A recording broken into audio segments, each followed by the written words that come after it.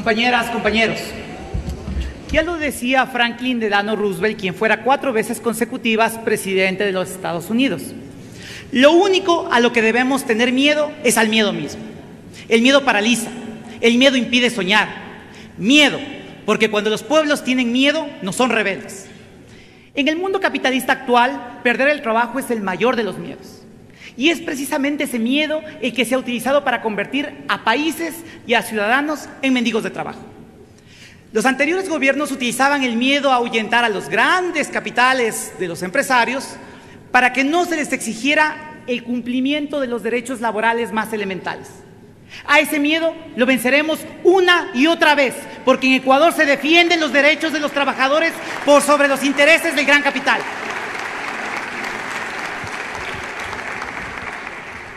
Hoy buscan paralizarnos con la idea de que estamos en crisis, que tengamos miedo.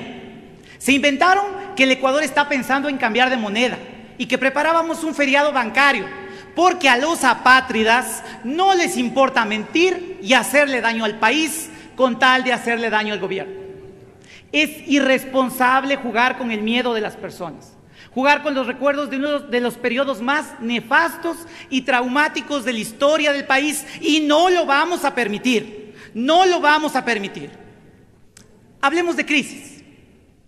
Crisis es lo que ocurrió en 1999, cuando esa clase política que hoy se rasga las vestiduras congeló nuestros depósitos, obligando a que cientos de miles de ecuatorianos abandonen su patria, sus padres, sus hijos, para buscar el sustento que aquí se les negó.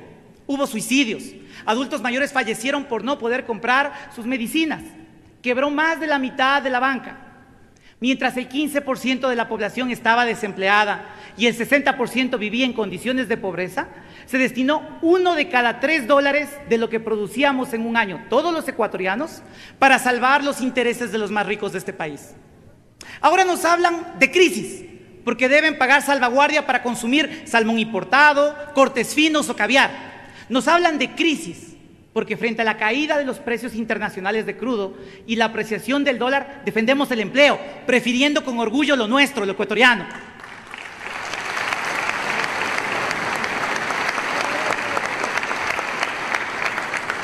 Entonces, hablemos de lo que está pasando realmente en el Ecuador. Durante el 2014 nuestro país creció mucho más que el promedio de América Latina y el Caribe. Pero esto no significaría nada si la gente no vive mejor. En un mundo donde hay recursos para que el doble de la población actual viva dignamente, cada 5 segundos un niño de menos de 10 años muere de hambre. Si tenemos lo suficiente, ¿por qué ocurre esto? Porque las 85 personas más ricas del planeta tienen tanto como los 3.500 millones más pobres. Es decir, menos personas de las que caben en un bus tienen tanta riqueza como la mitad de la población mundial. La prioridad en el mundo debe ser entonces la lucha contra la pobreza y la desigualdad, consecuencia de esta absurda e histórica concentración de capital. Y está claro que en Ecuador la prioridad ha sido esa, pues al medir por ingresos, 4 de cada 10 ecuatorianos que eran pobres antes de este gobierno han dejado de serlo.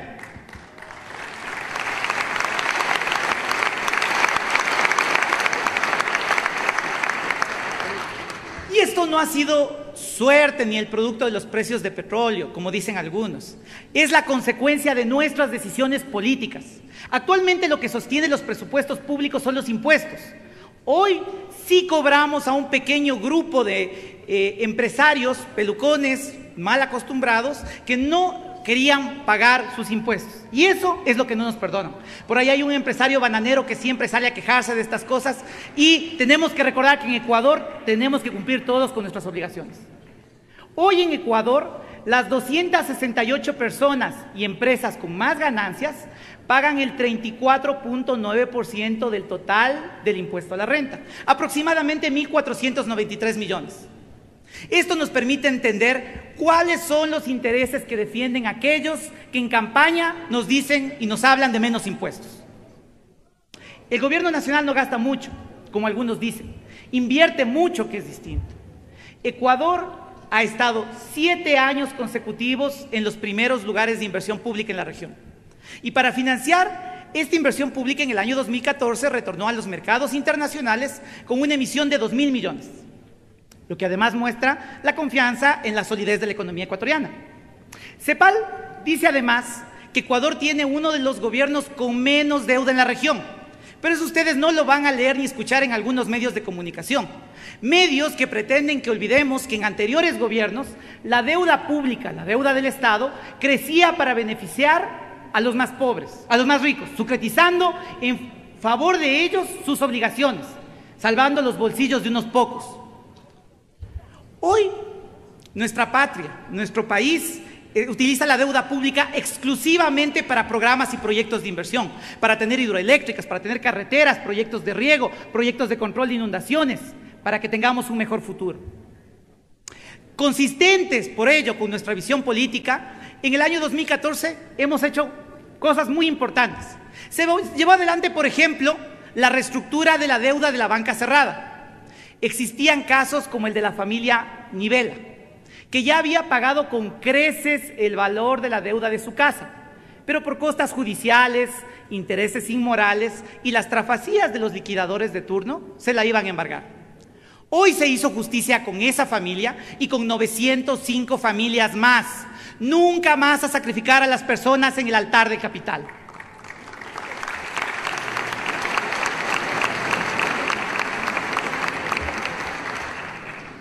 Se pagó además a los acreedores de la banca cerrada. Entre ellos había jubilados y gente estafada que tuvieron que esperar 16 años para que al fin un gobierno hiciera justicia por ellos. 8.464 personas recuperaron un total de 14.5 millones de dólares en este proceso. Gracias a que se ha reemplazado la pelea, el circo, los cenicerazos del antiguo Congreso por el trabajo conjunto con nuestro bloque, gracias compañeros del bloque Alianza País, la Asamblea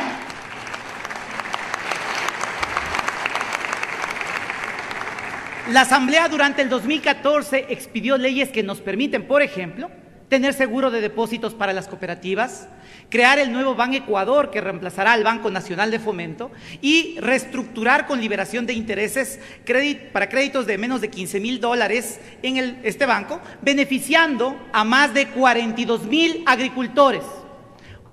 Hoy ponemos a trabajar a los bancos para las personas en lugar de que las personas trabajen para los bancos. Tenemos ya el crédito para vivienda de hasta $70.000 al 4.99 con un 5% de entrada a 20 años plazo, que representa una disminución del 32% en la cuota mensual. Es decir, equivale a ahorrarse el 32% de la casa. El BIES está aplicando la misma política sin entrada al 6%. El Banco del Estado rompió récord en 2014 con aprobaciones de crédito en favor de los gobiernos locales por $813 millones para acceder a agua potable, alcantarillado y manejo de residuos sólidos, lo que representa un crecimiento del 35% con respecto al 2013.